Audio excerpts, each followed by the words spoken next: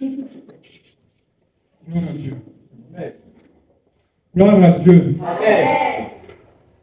Vous qui êtes derrière la venez plus devant.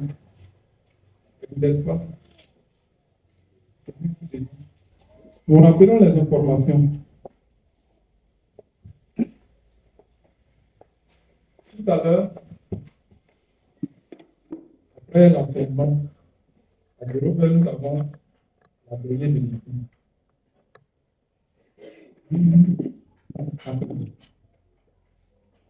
Amen. Cette veillée concerne tout le monde. Tu sais que tu as donné ta vie pour être un enfant de Dieu. La veillée te concerne. Amen. C'est le moment d'un combat spirituel. Nous combattons toujours, mais c'est l'une des grandes occasions pour un combat spirituel particulier. Nous avons un thème et nous combattons pour que le Seigneur amène ces choses à l'existence. Amen. Amen. Donc tout à l'heure, c'est pas toi, nous allons veiller ensemble. Demain, nous retrouvons dans nos assemblées. Pour la prière des saints. C'est une prière qui concerne toute l'Église. Amen. Si tu as fait la repentance, tu es concerné. Amen. Si tu as donné la vie à Jésus, la prière des saints est concernée.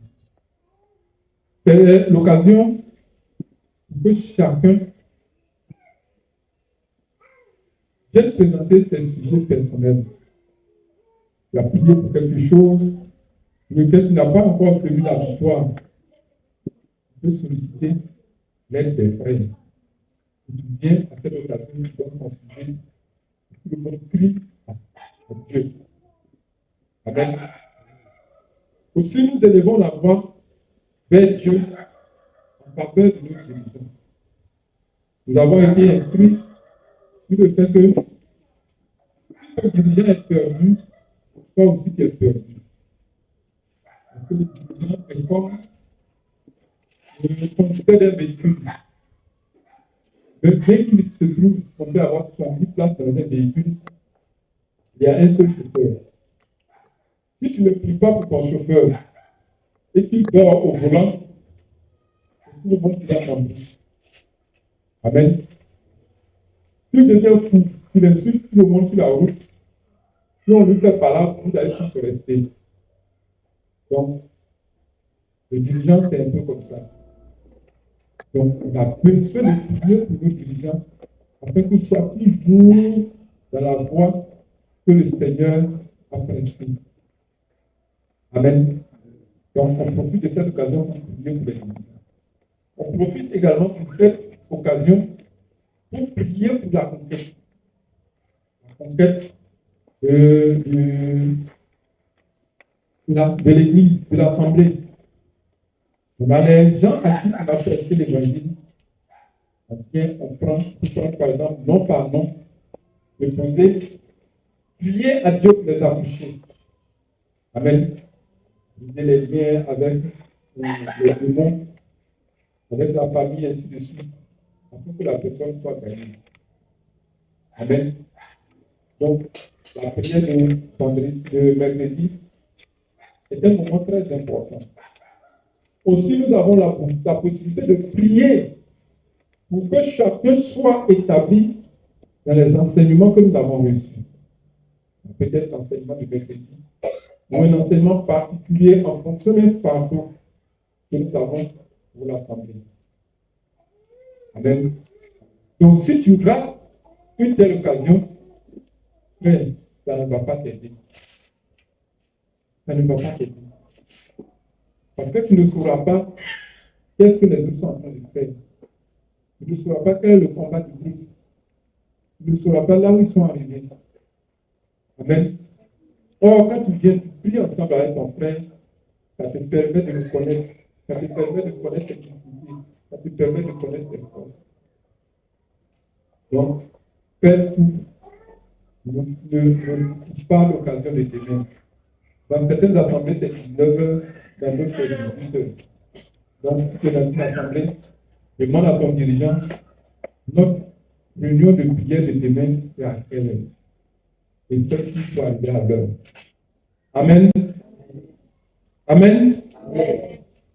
Les samedis, nous nous retrouvons pour une évangélisation d'ensemble.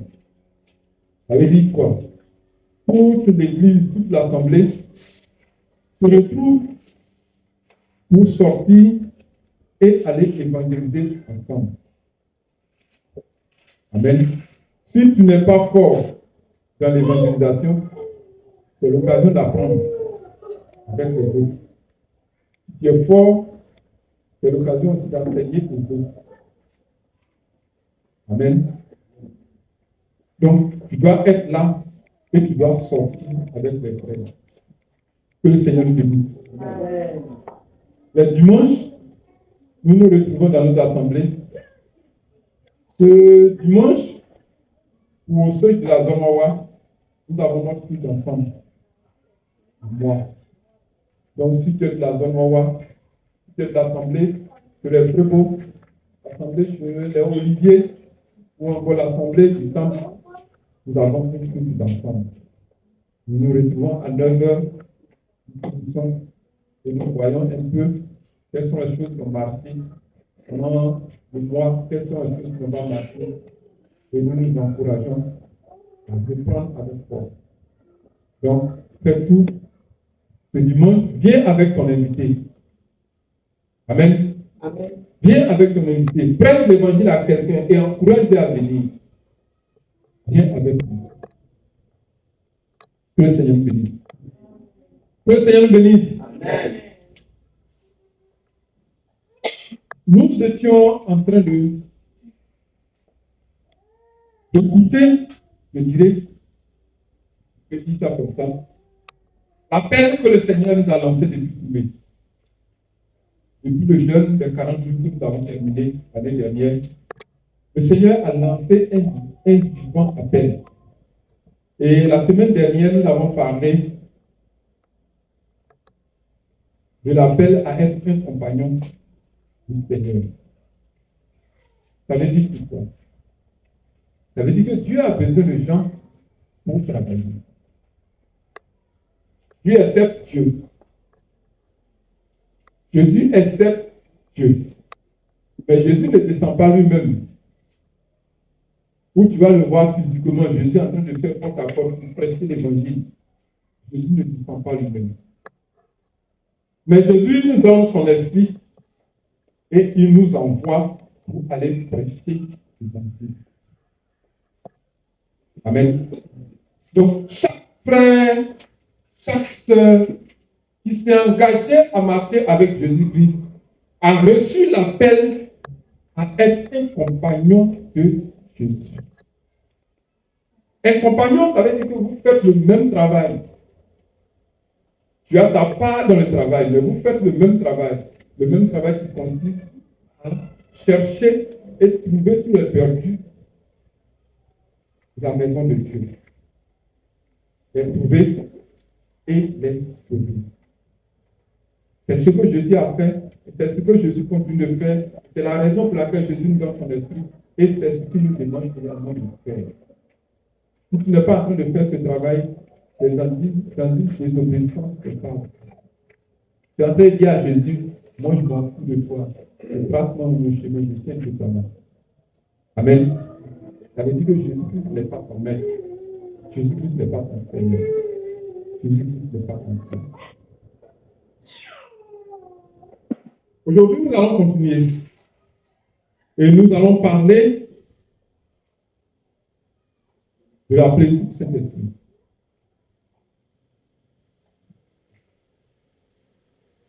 Gagner et conserver la moisson.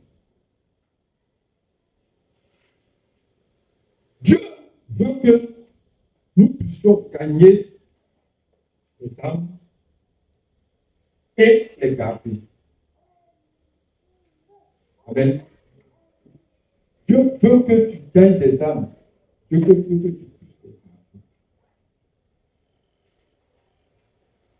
Dieu veut que tu prêches l'évangile. Tu prêches l'évangile. Et qu'au cours de chaque prédication, tu gagnes des âmes. Tu gagnes des âmes. Tu gagnes des âmes. Dieu ne te demande pas d'aller prêcher l'évangile. Tu finis de prêcher l'évangile. Tu es fatigué. Tu marches comme ça. Et puis on regarde derrière toi, il n'y a personne. Ça, ce n'est pas la volonté de Dieu. Dieu veut que quand tu ouvres la bouche, les gens disent, oui, je viens avec toi. Je viens avec toi. Je viens avec toi. Je viens avec toi. Et quand tu viens, on regarde derrière toi. Dieu veut que quand on va prêcher l'évangile le samedi, le dimanche, les invités soient là. Voici la volonté. Amen. Voici la volonté.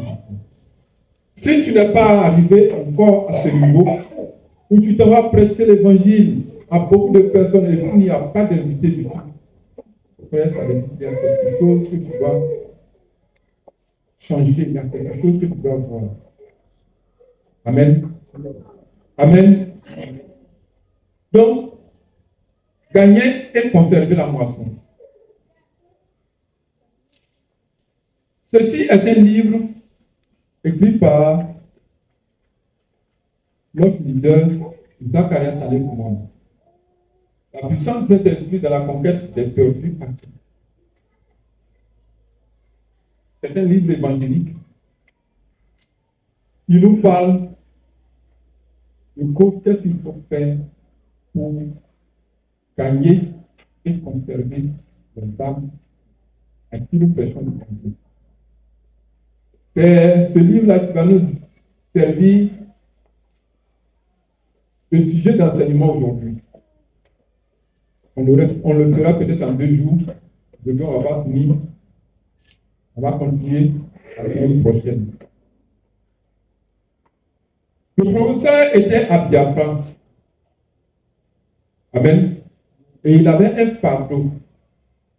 Comment se fait-il qu'on prêche l'évangile, mais on n'a pas un nombre croissant dans l'église?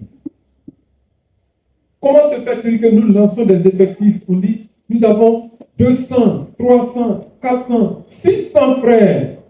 Mais quand on dit réunion, on se retrouve avec une cinquantaine. Comment se fait-il que nous prêchons l'évangile à beaucoup de personnes et puis très peu se présentent et très peu acceptent les Seigneurs? Et encore, très peu tiennent parole. Nous envoyons des gens dans l'église. C'est très sérieux. Nous envoyons des gens dans l'église. Quand on lance l'appel, ils disent, moi, je donne ma vie à Jésus. Et puis t'es là, on prie pour lui. On prie de prier pour lui. Il s'en va, on ne le voit plus. Pourquoi? C'était la préoccupation du professeur. Il se demandait, comment les choses se passent? Qu'est-ce qui se passe? Et il était devant le Seigneur qui priait à ça, il voulait avoir une réponse. Il voulait comprendre comment les frères sortent. Ils envoient la liste des frères qui ont prêché l'évangile. C'est long comme ça. Quand les mercredis, on se retrouve, on prie pour des centaines de personnes. Et puis, au résultat, nous avons au plus un dixième. Sur 10 personnes, on a environ une seule personne qui se donne. Et le Seigneur, dans sa bonté, lui a répondu. Amen. C'est la réponse qu'il a reçue qu'il nous partage aujourd'hui. Amen. Pourquoi est-ce qu'on prêche l'évangile et puis très peu de personnes sont? Frère, si on voulait compter, ceux à qui on a prêché l'évangile peut-être dans cette semaine, en face de la semaine. Mais qu'est-ce qui se passe? Amen. Il y a peut-être quelqu'un à qui tu prêches l'évangile depuis 10 ans. Mais depuis là, il ne bouge pas. Quand tu finis de prêcher, il ne plus comprendre. Qu'est-ce qui se passe? Amen. Et Dieu lui avait répondu en disant, c'est parce qu'en réalité, il n'y a pas de moisson que vous ne pouvez pas conserver la moisson. Il n'y a rien. Vous voulez conserver quoi? Personne n'a été gagné. Vous voulez garder quoi? Vous avez prêché l'évangile, mais vous n'avez pas gagné quelqu'un. Vous n'avez même pas gagné une seule âme. Et puis tu dis, je vais garder les 10. Comment tu vas les garder? Amen. Ce qui n'est pas dans ma main, comment je peux dire que je tiens? Dieu dit, il n'y a pas eu de moisson. Il n'y a pas de moisson en conservation. Pourquoi il n'y avait pas de moisson en conservation? Et c'est là que nous allons combattre ce soir. Amen. Je vous donne 2 raisons. La première raison, le ministère n'est pas rempli du Saint-Esprit. Donc, grand 1, le ministère n'est pas rempli du Saint-Esprit. Frère, c'est très dit. La première raison pour laquelle vous n'avez rien à conserver, le ministère n'est pas rempli du Saint-Esprit. Et on note ceci. Lorsqu'une personne est revêtue du Saint-Esprit, lorsqu'une personne est revêtue du Saint-Esprit, la puissance, lorsqu'une personne est revêtue du Saint-Esprit, la puissance et le fardeau pour gagner des perdus, la puissance et le fardeau pour gagner des perdus,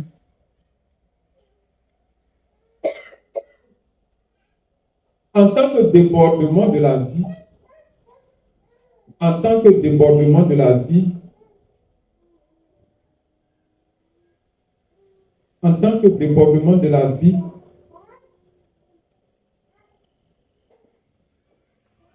rempli du Saint-Esprit, sera sa seconde nature. Lorsqu'une personne est revêtue du Saint-Esprit, la puissance et le fardeau pour gagner des perdus, en tant qu'un débordement de la vie remplie du Saint-Esprit, sera sa seconde nature.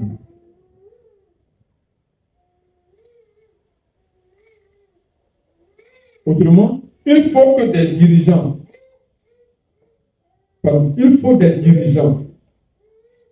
revêtus du Saint-Esprit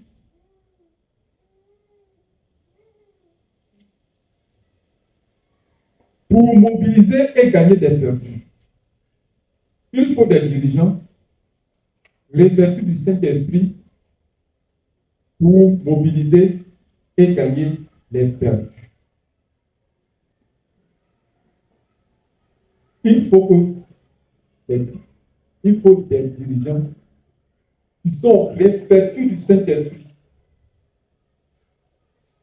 pour pouvoir mobiliser, pour pouvoir rassembler des gens et les gagner. Amen. Dieu a dit quoi? Pour celui qui n'est pas rempli du Saint-Esprit, il ne peut pas mobiliser des gens, il ne peut pas les gagner. Donc, comme il ne peut pas mobiliser des gens, il ne peut pas conserver une moisson. Celui-là va prêcher tous les jours, va prêcher dans les marchés, va prêcher dans les rues, va prêcher dans les cars, va prêcher dans les gares, va prêcher dans les rues, va prêcher dans les maisons, va prêcher. Mais quand il faut le prêcher, il est toujours seul. Pourquoi? Parce qu'il n'est pas revêtu. Parce que le Saint-Esprit n'est pas devenu sa seconde nature. Il n'est pas quelqu'un qui est rempli et qui déborde de la puissance du Saint-Esprit. Mais si quelqu'un n'est pas rempli du Saint-Esprit, il peut rassembler des gens. Ils vont demeurer ensemble. Mobiliser des croyants qui ne sont pas revêtus du Saint-Esprit. Mobiliser des croyants qui ne sont pas revêtus du Saint-Esprit. Et capable de rendre témoignage de la résurrection de Jésus, c'est un grand mal. Mobiliser des croyants. Mobiliser des croyants qui ne sont pas revêtus du Saint-Esprit.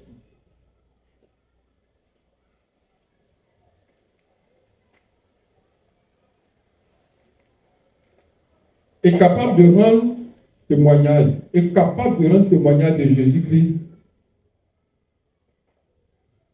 C'est un grand mal. Le Seigneur dit quoi? Nous disons que les samedis, nous sortons pour aller prêcher l'évangile. Amen. Le dirigeant vient. Il dit, Kofi, où tu es? Viens, on va aller prêcher l'évangile. Ayo, viens. Aman, viens. L'accident, viens. Touré, viens. Et puis, ils viennent tous. Amen. Ils sont tous là, ils sont tous regroupés. Mais il se trouve que ceux que tu as appelés là ne sont pas revêtus du Saint-Esprit. Jésus n'est pas en eux. L'Esprit de Dieu ne les habite pas. Et puis tu dis, bon, comme vous êtes là, on va prier et puis on va aller prêcher l'évangile. Dieu dit, quand on fait comme ça, c'est mauvais. Amen. Parce que ceux que nous avons appelés pour aller prêcher l'évangile là, Dieu n'est pas ça. Dieu ne les habite pas. Notre corps est le temple du Saint-Esprit. Le Saint-Esprit n'est pas dans le corps. Le Saint-Esprit ne les habite pas. Ils n'ont pas l'Esprit de Dieu. Et puis ça on dit aux gens, Jésus est Seigneur, Jésus est Seigneur, alors que lui ne vient de mentir. Amen. Il vient de désobéir à Dieu et puis il dit Jésus est Seigneur. Voilà, il faut dire Jésus est Seigneur. Amen. Quand on avait commencé, on avait dans notre groupe des frères que, en son temps, comme on ne savait pas beaucoup de choses, on les appelait les vaillants. Parce qu'ils sont toujours souterrains. Prêche l'évangile, prêche. Mais par moments, les frères se sont trouvés très arrogants. Amen. En réalité, au lieu de prêcher l'évangile, ils profitaient pour insulter les gens. Tu es un faux. On va lui dire que Jésus-Christ est Seigneur, que Jésus-Christ est venu pour te sauver. Et là, tu commets l'adultère, tu es un faux, tu meurs, tu vas en enfer, tu meurs, tu vas en enfer. Finalement, le cœur des gens se ferme. Et puis les gens viennent. Souvent, on a envie de les frapper. Amen. Parce qu'en réalité, comme ils n'ont pas le Saint-Esprit, ce qu'ils font là, ils croient qu'ils sont en train de faire ce qui est normal, alors que Dieu n'est pas vu. Amen. C'est ce que Dieu veut que nous corrigeons dans la prédication de l'évangile. Amen. Donc, si tu rassembles des gens dans ton assemblée, s'ils sont beaucoup et qu'ils ne sont pas remplis du Saint-Esprit, ce que tu es en train de tu sauras faire là, c'est mauvais. Rassure-toi donc que tout ce que tu es en train de rassembler pour aller prêcher le Saint, pour aller prêcher, pour aller parler de Jésus-Christ, connaissent réellement Jésus. Et qu'ils sont remplis de la puissance du Saint-Esprit pour pouvoir parler de Jésus à des gens. Amen. Parce que si tu parles, si tu envoies des gens comme ça, après il y aura des problèmes. On avait notre dirigeant, le premier dirigeant de l'église de Béatie, le pasteur Loukou. Il disait que c'était à Cyprès. Il y avait un jeune frère. Donc il a appelé le jeune frère et dit bon, allons prêcher l'évangile. Donc lui, il est parti, il prêchait l'évangile. Et puis il était en train de dire au monsieur que l'homme doit abandonner le péché. Que l'homme peut abandonner le péché. Vous savez ce qui s'est passé? Frère, vous savez ce qui s'est passé? Le frère qui est à côté de lui, il a dit, pasteur, nous-mêmes on dit ça, mais le péché, on n'arrive pas à abandonner. Ouais. Le pasteur dit, Jésus dit, on abandonne le péché. Nous avons reçu la puissance pour abandonner le péché. Je dis, oui, pasteur, on dit ça vraiment. Hein. Mais nous, on n'arrive pas à abandonner le péché. Du coup, tout ce que le pasteur a dit, c'est devenu quoi? Parce que le frère qui a côté dit, lui-même n'a pas encore réussi à abandonner le péché. Donc, on parle comme ça pour rien. Amen. Et quand nous envoyons les gens qui ne sont pas dans le Saint-Esprit, c'est ce qui se passe. Tu prêches l'évangile, la personne peut se donner. Et puis de là, il lève la main, il dit, je vais ajouter quelque chose. Quand il prend la parole, le monsieur recule. Amen. Et comme le monsieur recule, on fait. C'est la réponse que le Seigneur a donnée à ça. Amen. C'est la réponse que le Seigneur a donnée à ça. Nous allons vérifier ça. Lisons ensemble Luc 24.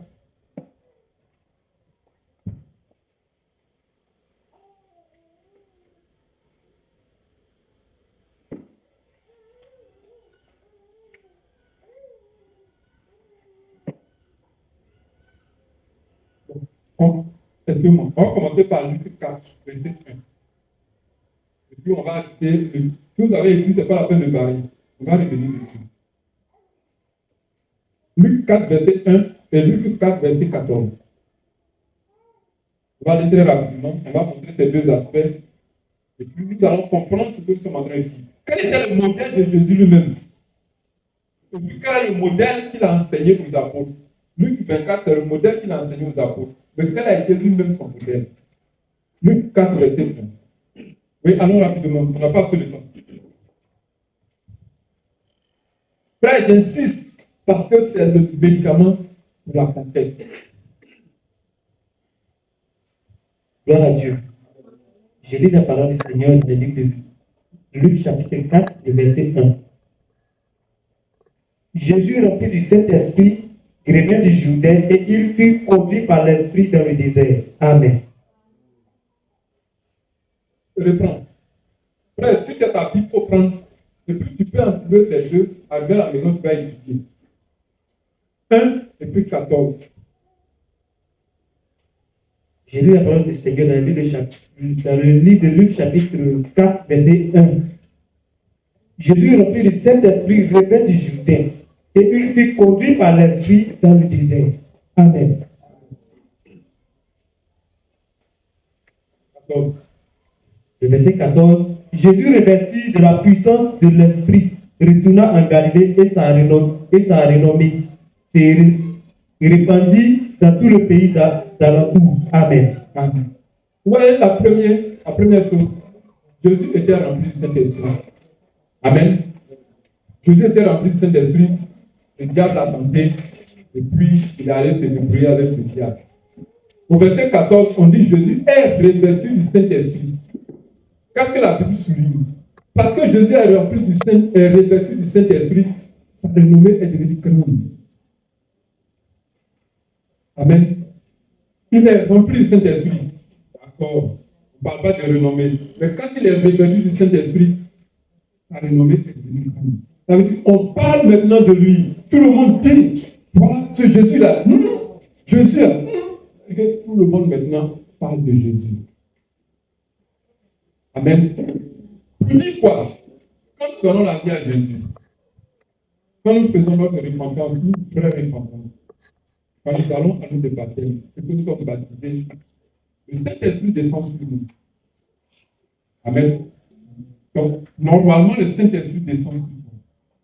Mais ce que tu as reçu ce jour-là n'est pas forcément ce qui t'est utile. Il faut que tu travailles encore pour être revêtu du Saint-Esprit. Pour que la puissance du Saint-Esprit descende abondamment sur toi. Amen. Il est très rare de voir au baptême quelqu'un qui reçoit la plénitude et le revêtement du Saint-Esprit. Et puis quand il sort, il prête l'évangile à la puissance. Généralement, quand on finit, on a un esprit qui nous aide à gagner une ou deux âmes.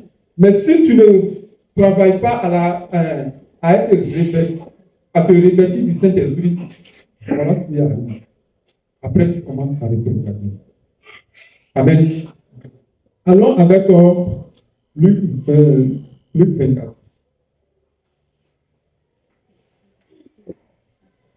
Luc 24, verset 46 à 49. Et puis Acte 1, verset 8.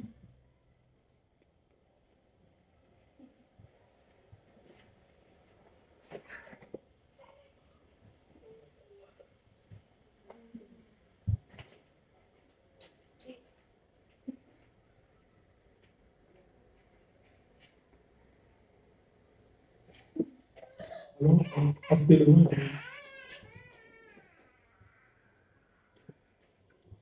Gloire à Dieu. J'ai lu la parole de Dieu dans le livre de Luc, chapitre 24, le verset 46 à 49. Et il a dit, ainsi il est écrit que le Christ souffrirait et qu'il ressusciterait des morts le troisième jour. Et que la repentance et le pardon des péchés seraient prêchés en son nom à toutes les nations, à commencer par Jérusalem. Vous êtes témoins de ces choses. Et voici, j'enverrai sur vous ce que mon Père a promis, mais vous restez dans la ville jusqu'à ce que vous soyez revêtus de la puissance d'en haut. Amen. Amen. Attendez, vous êtes témoins, vous avez vu les choses. Mais attendez d'abord, le Saint-Esprit va descendre, vous serez revêtus du Saint-Esprit, et puis alors vous allez sortir pour aller gagner les âmes. Voilà ce que Jésus dit à cette personne. Amen. Il ne lui a pas dit, bon, comme vous avez fait votre baptême, allez-y. Non, restez en place. Recevez la puissance du Saint-Esprit. D'abord, recevez cette puissance d'abord. Continuez Acte 1, verset 8.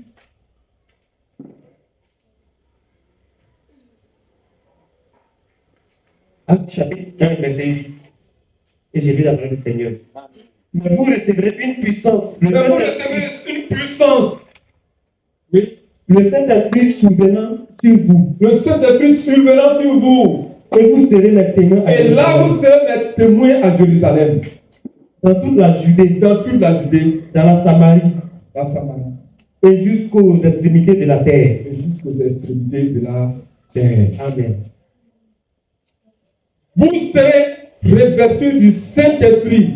Et là, vous serez mes témoins. Vous serez mes témoins. Si tu n'es pas rempli du Saint-Esprit, tu es un faux témoin de Dieu. Tu es un faux témoin de Dieu. Tu connais les faits physiques, mais tu ne connais pas les faits spirituels. Amen. Quelqu'un peut aller par son zèle. Dire oui, moi je connais la repentance. Tu viens. Parce qu'il n'y a pas eu de puissance. Jésus a dit, restez en place, restez à Jérusalem. Le Saint-Esprit va descendre sur vous. Et là, vous allez gagner. Le jour où le Saint-Esprit est descendu sur eux, le même jour, ils ont gagné 3000. Plus de 3000 âmes. Pourquoi le Seigneur dit qu'il faut être rempli du Saint-Esprit? Éphésiens 2, verset 5 à 6.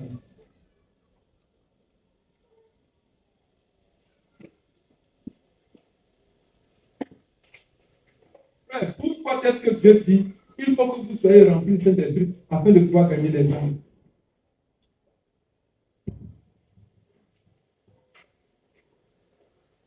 Quelqu'un peut croire que non, moi je n'ai pas besoin d'être rempli du Saint-Esprit. Moi je connais déjà la Bible, je connais la parole, je prêche bien, je connais les choses. Je prends une messe à main dans la tête de toi. Je prêche. Je n'ai pas besoin de Bible. Il y a tout ça dedans. Mais tout gros. Et puis ça va. Amen. Si tu vas dans ces conditions, les âmes que tu gagnes vont se trouver. Amen. Amen. Amen. Disons ensemble. Pourquoi les âmes vont se trouver? Pourquoi nous disons que tu ne peux pas les gagner? J'ai lu la parole de notre Seigneur dans le livre de Éphésiens chapitre 2, le verset 5 à 6. Amen. Amen. nous qui étions morts par nos offenses, nous a rendus à la vie avec Christ. C'est par grâce que vous êtes sauvés. Il nous a ressuscités ensemble et nous a fait asseoir ensemble dans les lieux célestes en Jésus-Christ. Amen. C'est parce que le pécheur est mort dans ses offenses. C'est parce que le pécheur est mort dans ses offenses. Le pécheur, amen, le pécheur ne peut, parce qu'il est mort, il ne peut pas aimer Dieu. Il ne peut pas aimer l'église de Dieu.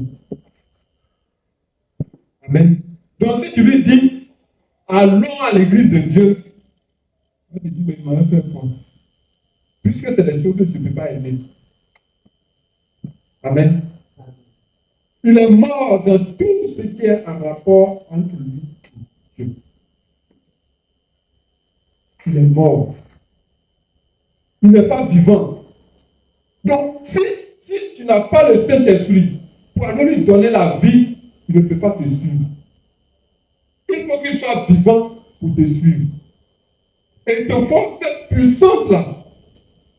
Tu vas t'emmener à lui donner la vie. À lui donner la vie pour qu'il puisse aimer Jésus. Pour qu'il puisse comprendre l'évangile. Pour qu'il puisse comprendre l'appel. Sinon, il ne peut pas. Il ne peut pas. Frère, il ne peut pas. Tu vas pour l'expliquer, tu vas pour l'expliquer, tu vas pour l'expliquer. Il ne peut pas parce qu'il est mort. Amen. Est-ce que quand quelque chose est mort, là, on peut donner quelque chose? On peut donner quelque chose à manger. Il faut d'abord lui donner la vie. Après, il peut écouter ce que tu as dit. Voici le problème. Amen. Donc c'est parce que le pécheur est mort dans ses offenses, il est mort dans ses péchés. Chaque personne qui est hors de Jésus est morte. Toute personne qui n'est pas en Jésus est une personne morte. Amen. Elle est morte. Dans ce qu'on appelle la justice, elle est morte. Dans ce qu'on appelle la vérité, elle est morte. Elle ne connaît pas ce qu'on appelle la vérité. Elle ne connaît pas ce qu'on appelle le bien. Elle ne connaît pas ce qu'on appelle le mal. Amen. Et puis moi, si quelqu'un dont on n'a plus le Saint-Esprit, d'abord, notons Jean 11, verset 1 à 44. Ça, c'est l'histoire de Lazare. Excusez-moi, notons ça d'abord. Jean 11, verset 1 à 44. On ne va pas lire.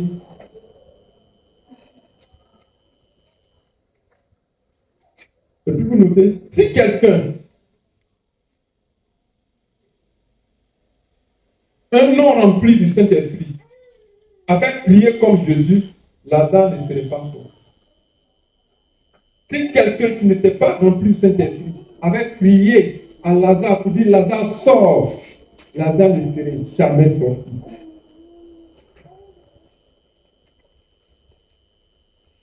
Pour qu'un pécheur passe de la mort à la vie, il faut la puissance du Saint-Esprit. Est-ce que tu vas, il est mort, tu veux lui donner la vie, il faut la puissance du Saint-Esprit. Pour qu'un pécheur passe de la mort à la vie, il faut la puissance du Saint-Esprit. Amen. Frère, il faut la puissance du Saint-Esprit. Quand le Saint-Esprit est absent, tout ce que tu fais dans le domaine de l'évangélisation est du bois. Je veux dire, c'est du bois mort. C'est du bois, c'est du foin. C'est de la paille. Quand le Saint-Esprit est absent, tout ce que tu fais dans le domaine de l'évangélisation est du bois, est de la paille.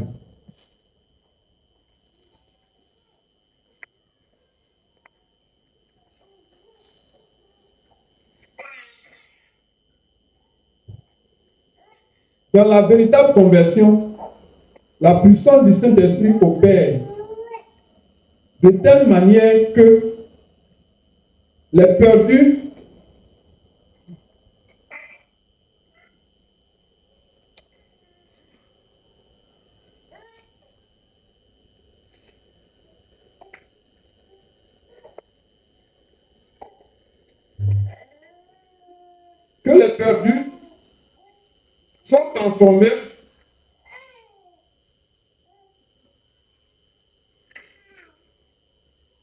les perdus sont transformés par la parole du témoignage et avant. Les perdus sont transformés par la parole du témoignage. On ne dort pas. Il faut que tu sois rempli de Saint-Esprit. Amen. Amen. Samedi prochain, nous allons parler de comment est-ce qu'il faut faire pour être rempli de Saint-Esprit. Mais il faut déjà savoir que tu as besoin d'être rempli de Saint-Esprit.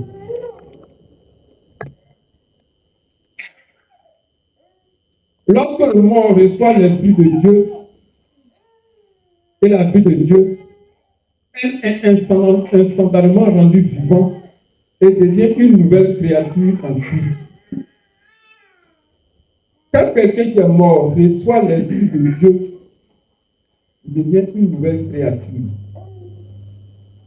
Amen. Il sort de la mort et devient vivant.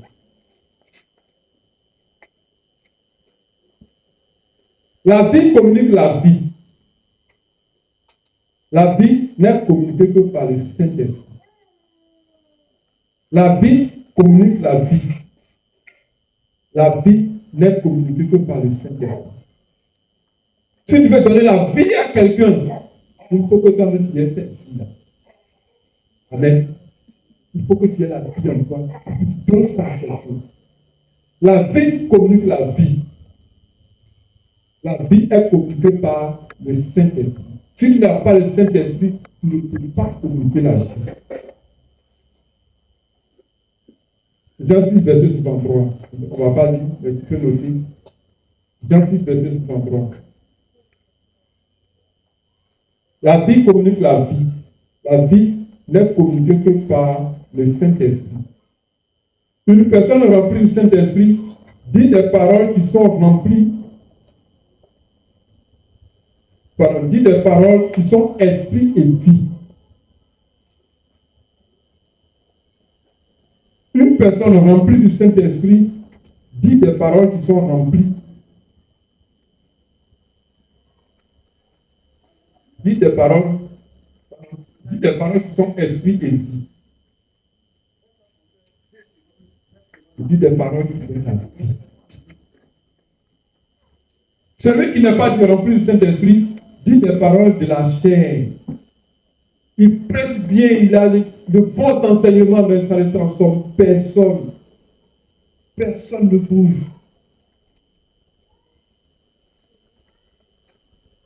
C'est seulement une personne remplie du Saint-Esprit qui peut conduire les gens à Christ. C'est seulement quelqu'un qui est rempli du Saint-Esprit qui peut conduire les gens à Christ. Frère, c'est seulement quelqu'un qui est rempli de Saint-Esprit qui peut conduire les gens à Christ. Si tu n'es pas rempli de Saint-Esprit, tu ne peux pas communiquer, tu ne peux pas conduire les gens à Christ. Un jour, j'ai eu un entretien avec un monsieur. Ce témoignage, il le rend toujours. Un grand pasteur à Réagi, ici, dans une grande église, et qui rendait témoignage, il dit moi, je sais qu'ils vivent dans la Judée. Mais je ne leur parle, je ne change pas, je vais faire comment? Depuis 15 ans, il dit à des gens que vous êtes dans l'adultère, normalisez votre situation. Je dis d'accord, parce qu'on a compris. Ça m'a dormi. Dimanche prochain, il leur dit ça. Il dit parce qu'on a compris, ça m'a dormi. Pendant 15 ans, il dit 52 fois 15. Si on calcule ça, fait beaucoup. Il a dit ça plusieurs fois la même chose. Et les gens n'ont jamais changé. Pourquoi? Parce que lui-même, sa parole là ne comprend rien. Ça ne peut pas changer. Nous allons prier à Dieu que notre esprit. Que si nous n'avons pas la vie, nous ne pourrons pas communiquer la vie aux autres. Nous ne pourrons pas gagner des perdus. Nous ne pourrons pas donner la vie aux pécheurs. Donc nous ne pourrons pas les gagner. Amen. Crions à Dieu que cette parole soit une révélation pour chacun de nous. Frère, si je n'ai pas la vie, je ne peux pas gagner une âme. Si je n'ai pas la vie, je ne peux pas gagner une âme. Si tu n'as pas la vie, tu ne peux pas gagner une âme. Le Seigneur te demande de gagner une âme. Au moins, chaque mois. Un chrétien normal va gagner 12 âmes par an. Si tu n'as pas atteint cet objectif, ça veut dire que tu n'as pas travaillé. Ça veut dire que tu as démissionné. Amen. Il faut quelqu'un qui est rempli continuellement du Saint-Esprit. Aujourd'hui, je suis rempli du Saint-Esprit. Demain, je suis rempli du Saint-Esprit. Après-demain, je suis rempli du Saint-Esprit. Pour pouvoir gagner des âmes et les garantir. Amen. Amen. Frère, prions ensemble. Que cette parole devienne une révélation. Prions ensemble. Prie. Que le Seigneur t'ouvre les yeux. Que tu comprennes que si tu n'as pas la vie, tu ne peux pas gagner des âmes. Que c'est la vie qui donne la vie. Que la vie est communiquée par le Saint-Esprit. Afin que nous oublions notre position de chair. Afin que nous abandonnions la chair quand nous allons prêcher l'évangile. Afin qu'on prêche l'évangile avec nous. Afin que chacun de nous travaille à être revêti, à se revêtir du Saint-Esprit. Afin de nous présenter sur le terrain pour aller prêcher.